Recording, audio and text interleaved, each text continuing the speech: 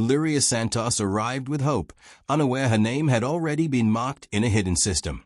Razan al-Hakim watched from behind luxury and power as control slowly slipped from his hands. Mirel Kovacs kept the house silent while secrets moved through locked corridors. Niven Cole followed missing money that could expose everything if one truth escaped. And in a villa built to hide lies, one first day was never meant to have a second night. Lyria Santos stepped out of the airport into the warm Dubai air with a single suitcase and a heart full of fragile hope. She had left behind her hometown in the Philippines before sunrise, hugging her mother tightly and promising to return with a better future. The job offer still felt unreal. A private nanny position inside the villa of a billionaire, with a salary that could change her family's life forever. It sounded like a blessing sent at the perfect moment, and Lyria believed it was a reward for years of sacrifice. The message that offered her the job had come directly, not through the usual public agencies she knew. The sender said her profile had been reviewed personally, and that her calm nature and trustworthiness made her ideal.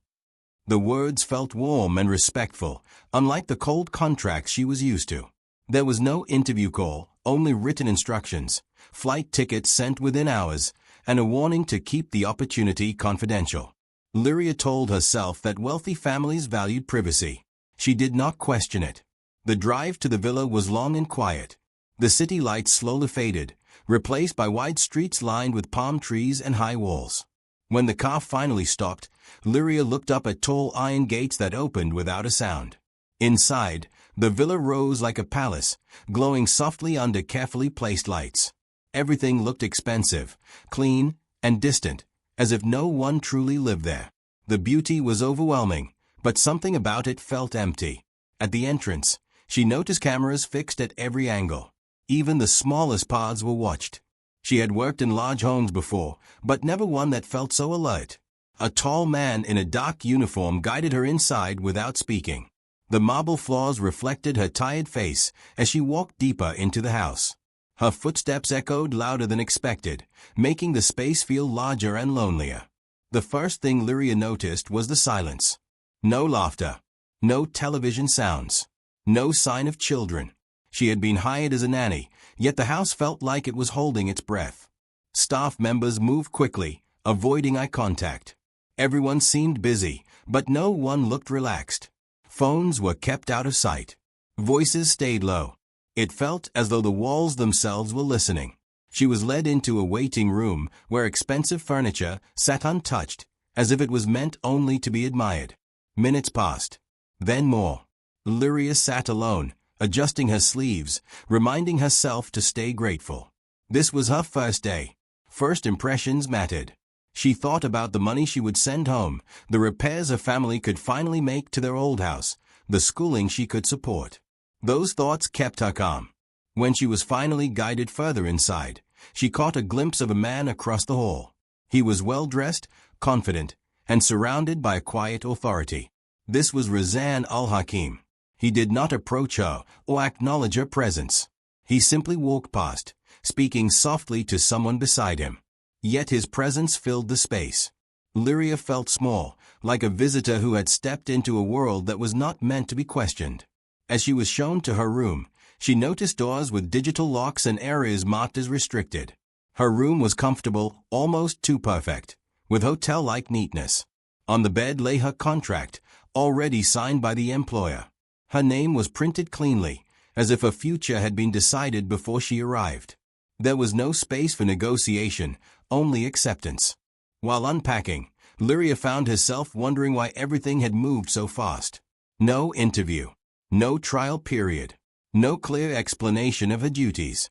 The job description had been simple: care for children, assist with daily routines. Yet she had not seen a single child. The questions formed quietly in her mind, but she pushed them away. Doubt felt ungrateful, and she could not afford to lose this chance. As the afternoon light filtered through the tall windows, Lyria stood by the glass and looked out at the calm gardens below. The villa looked peaceful, almost unreal, like a dream carefully designed to impress. But deep inside, a strange unease began to settle. It was subtle, like a shadow at the edge of her thoughts. She could not explain it, but she felt it clearly. This was not just a job. And this house, no matter how beautiful, was hiding something she had not been meant to see. The day moved forward, but time inside the villa felt strangely slow, as if the hours were being stretched on purpose. Lyria followed instructions that kept changing without warning. One moment she was told to wait, the next she was sent across long hallways to complete tasks that seemed unnecessary. Each request felt like a test, not of skill, but of obedience. She noticed that every movement she made was quietly observed, even when no one appeared to be nearby. Mirel Kovacs, the house manager, finally introduced herself through actions rather than words. She appeared suddenly, corrected small details, and vanished again. Nothing Lyria did felt right enough. If she cleaned a room, it was already clean. If she waited, she was waiting in the wrong place. Mirel's sharp eyes followed her, recording mistakes that were never clearly explained.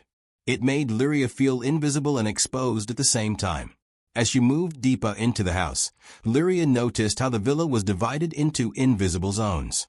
Some areas were warm and welcoming, filled with light and decoration. Others were cold, minimal, and locked behind security doors.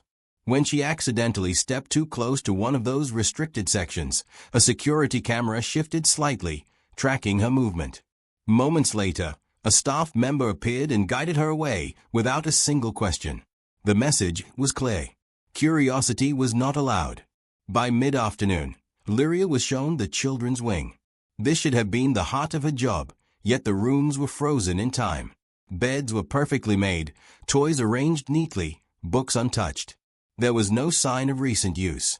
No personal items, no clothes, no drawings. It felt like a display, not a living space. Lyria's chest tightened as she realized the children were not there, and maybe had not been for a long time. She wanted to ask questions, but the atmosphere made it impossible. Every staff member she passed seemed to carry the same tension. They moved with purpose, but avoided connection. Their expressions were careful, controlled, as if emotions were a risk. Even during a short break, no one sat together. Silence filled the gaps where normal conversation should have been. While performing routine cleaning in a study room, Lyria noticed a desk that had not been fully cleared. A laptop sat open, its screen dim but active. She knew she should look away, but a flicker of information caught her eye. Numbers. Account names. Transfers moving across borders. It meant nothing to her at first, just lines of data. But one detail stood out. The amounts were massive, far beyond normal household expenses. The name Niven Cole appeared repeatedly, linked to accounts she did not recognize. Before she could process what she had seen, the screen went dark. A notification flashed briefly, then disappeared. Lyria stepped back, her heart racing. She had not touched anything. Yet the feeling that she had crossed an invisible line settled heavily on her shoulders. From that moment on, the villa felt different, heavier, less forgiving. As evening approached, security presence increased. Omar Bailed, the head of security, began moving through the halls more frequently.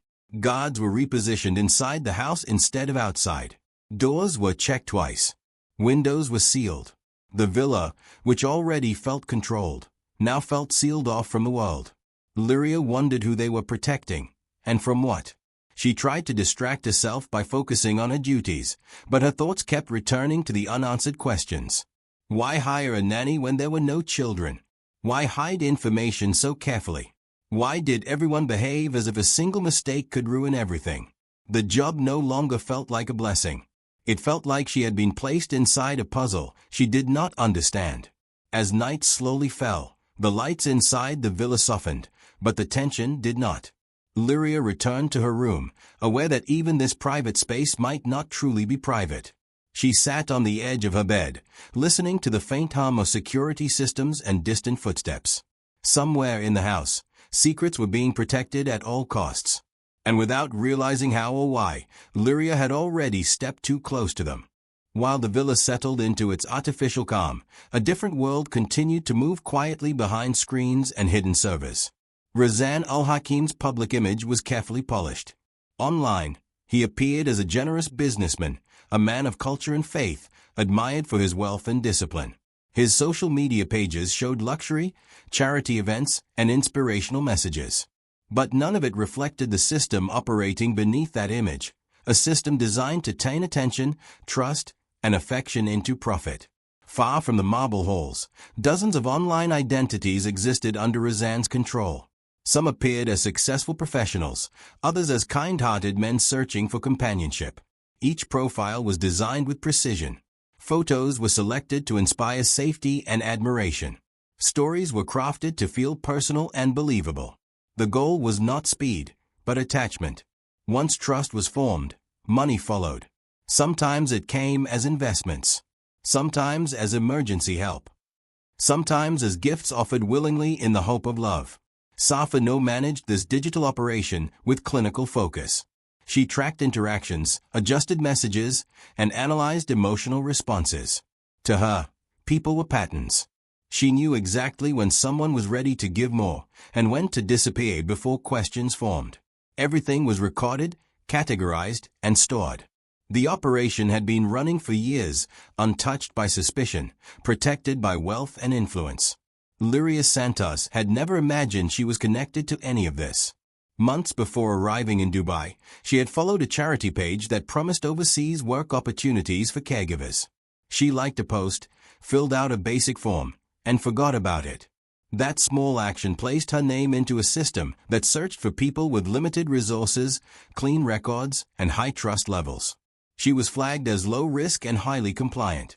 Her sudden job offer was not a coincidence. It was a controlled move. Liria was never meant to stay long. She was meant to serve a purpose that had nothing to do with children. Her presence provided access, distraction, and if needed, a convenient explanation for future problems. In systems like this, people were tools, not individuals.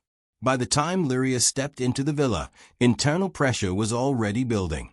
Large sums of money had gone missing from secured accounts. Not stolen in a dramatic way, but quietly redirected. Someone had accessed internal files without authorization. Panic remained hidden, but it was spreading. When systems are built on secrecy, even small cracks feel dangerous. That afternoon, Niven Cole arrived at the villa. His role was never public. He specialized in cleaning financial trails, moving money through offshore structures until it became invisible. But this time, his presence signaled urgency. Something had gone wrong, and it could not be fixed remotely. The missing funds threatened exposure. Exposure meant collapse. Security logs showed unusual activity during the hours when Liria had been assigned tasks near restricted areas. The timing was enough to create suspicion. No proof was needed yet. Just a direction for blame. In operations like this, truth mattered less than control. The newest person was always the easiest risk to remove. As night approached, digital records were quietly adjusted. Online profiles were paused. Conversations were frozen mid-message. Safanu began erasing trails that could lead back to the villa. What had once felt routine now felt urgent. The operation was shrinking, closing in on itself. Inside the house, Liria felt the shift without understanding its source. The silence grew thicker. Staff movements became sharper. The air felt charged, as if something unseen was being prepared. She was unaware that her name was now being discussed not as an employee, but as a variable. In the hidden online world, the decision had already begun to form. Problems had to be contained. Evidence had to dissipate. And when systems built on lies feel threatened, they do not hesitate. They remove what feels weakest. They remove what feels replaceable. And on her very first night, without ever knowing the real reason she had been brought there, Liria Santos became the center of a plan that was never meant to leave witnesses behind. Night fell softly over the villa, but nothing inside felt calm. The lighting dimmed automatically, casting long shadows across the marble floors. The building seemed to change after dark, as if it had a second personality that only appeared when the outside world went quiet. Liria moved carefully through the corridors, aware that even her smallest steps echoed louder at night. The sense of being watched never left her, not even when she was alone. Close to midnight, something unusual happened. The constant hum of electronics faded for a brief moment. The air felt still. Then the security systems reset, one by one, as if nothing had happened. It lasted only minutes, but in a place ruled by control, even seconds of darkness mattered. Somewhere deep inside the villa, systems that were never meant to sleep had blinked. Lyria was near the indoor pool area when the lights returned. The space was quiet, the water perfectly still, reflecting the ceiling like black glass. She had been sent there for no clear reason, only vague instructions to check something. Confusion mixed with unease. This part of the house felt isolated, separated from the rest by thick walls and restricted doors. It was beautiful, but cold in a way that had nothing to do with temperature. When the security systems came back online, everything looked normal again. Too normal. The silence returned instantly, as if it had been rehearsed. Somewhere above, cameras resumed their slow, watchful movements. Staff members reappeared in their assigned positions, calm and controlled, as though the interruption had never occurred. It did not take long before Lyria was found lying near the edge of the pool. There were no signs of panic around her. No noise had been reported. The scene was almost peaceful, carefully arranged to suggest a tragic accident. The explanation formed quickly and smoothly. A slip. A fall. A moment of carelessness on her first day. It sounded believable enough to end questions before they could begin. Security Chief Omar Bailed sealed the area immediately. Internal reports were written within minutes. Timelines were adjusted to fit the story. The staff was instructed, indirectly but clearly, to remember events the same way. In a place like this, consistency mattered more than truth. Lyria's body was removed before dawn, taken away quietly, without ceremony. By morning, the villa looked untouched. No evidence of chaos. No sign that a life had ended there only hours before. Lyria's room was cleared with unsettling efficiency. Her suitcase vanished. Her phone was nowhere to be found. Even her contract, which had been placed so neatly on her bed earlier, was gone. It was as if she had never arrived at all. The agency that had arranged a job stopped responding to emails. The contact number disconnected. Online records of the offer disappeared. Anyone looking closely would have found only fragments, never enough to form a complete picture. This was not the first time the system had erased someone. It was simply the fastest. Authorities were notified with a simple explanation. A foreign worker. New environment. Accident. The words were chosen carefully, designed to discourage deeper interest. With wealth and influence standing behind them, the narrative moved forward without resistance. For the outside world, the story was already finished. But not everything went as planned. Unbeknownst to those inside the villa, a backup server located outside the main network had continued recording data during the brief blackout. The security shutdown was not as clean as it appeared. Logs showed manual overrides. Timings matched the presence of Niven coal inside the house. The blackout had not been a failure. It had been intentional. Inside the villa, the staff returned to routine, but something had shifted. The silence felt heavier, as if it carried memory. The pool area was cleaned thoroughly, yet the space felt disturbed, like a place that remembered what had happened even when people pretended not to. Lyria Santos' first day ended without noise, without witnesses, and without justice. The villa closed itself again, gates locked, walls tall, secrets protected.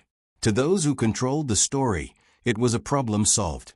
To the truth waiting quietly in hidden data, it was only the beginning. Weeks passed, and the world continued as if nothing unusual had happened. But hidden beneath official reports and quiet conclusions, fragments of the truth refused to disappear. What had been labeled a simple accident began to attract attention from outside the circle of influence surrounding the villa. Digital trails, once ignored, started connecting in ways that could no longer be dismissed as coincidence. International investigators reviewing unrelated financial irregularities came across accounts that led back to Dubai. The names tied to those transfers appeared again and again, moving through offshore channels designed to erase origin and ownership. One name, in particular, stood out for its consistency and reach. Niven Cole. His work had kept many powerful people safe for years, but the volume of recent activity drew scrutiny. The missing funds were no longer invisible. As pressure increased, encrypted drives were traced, revealing records of online identities and manipulated relationships. These were not random scams. They were structured operations built on emotional control. Profiles targeted specific regions, especially places where economic hardship made promises of stability feel irresistible. Caregivers, single parents, and overseas workers appeared frequently in the data. Liria Santos' name surfaced among them, linked to early interactions with a charity page that was never truly charitable. The discovery reframed everything. Her presence in the villa was no longer seen as chance. It was now understood as part of a system that blurred the line between employment and exploitation. Investigators saw patterns that explained the speed of her hiring, the lack of formal interviews, and the secrecy surrounding her arrival. She had been selected, not recruited. As the investigation widened, quiet departures began. Razan al-Hakim vanished before formal charges could be filed. Private jets moved under the cover of routine travel. Assets were shifted. Properties changed ownership overnight. Public profiles went silent. To the public, it looked like a successful man stepping away from the spotlight. To those following the case, it looked like escape. Safa Noor erased her digital footprint with precision. Years of data disappeared within days. Yet deletion left its own traces. Archived backups and mirrored servers revealed enough to confirm her role. Messages showed how emotions were measured, how trust was calculated, how people were reduced to statistics. The system had been efficient, cold, and profitable. Mirel Kovacs crossed borders quietly, using documents that were no longer connected to her original identity. She left behind a spotless record inside the villa. No complaints. No reports. Only routines followed without question. Her silence became part of the structure that allowed everything else to function. Niven Cole was not as fast. He was detained during a financial compliance audit, carrying encrypted storage devices that could not be easily explained. Inside them were transaction maps, internal security logs, and time-stamped overrides. One sequence aligned perfectly with the night of the blackout. The truth no longer relied on testimony. It existed in data. Liria's case was reopened. What had once been dismissed as an accident was now recognized as a controlled event. Investigators confirmed that the security shutdown had been deliberate. The positioning of guards, the missing phone, the erased contract, all pointed in the same direction. Her death had been designed to end questions, not answer them. For Liria's family, the truth arrived too late to change the outcome, but not too late to change her story. She was no longer described as an unfortunate worker who slipped on her first day. She was recognized as a victim of a system that fed on trust and silence. Her name became evidence. The villa still stands, quiet and untouched, a symbol of wealth and privacy. But behind its walls, the illusion has cracked. Files remain open. Investigations continue. And while some responsible may never face a courtroom, the story did not end where it was meant to. Liria Santos did not walk into that villa by accident. And her story, once buried, now remains as a warning. In a world where love can be used as bait and trust can become a weapon, silence is never the end.